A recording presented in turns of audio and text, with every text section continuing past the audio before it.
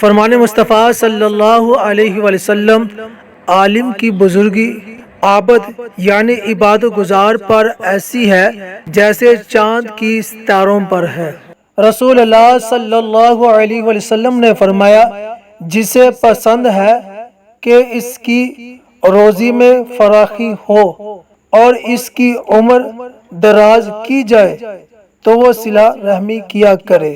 فرمان آخر نبی صلی اللہ علیہ وآلہ وسلم، اسلام میں وہی شخص اچھا ہے جو لوگوں میں سے اخلاق کا اچھا ہے۔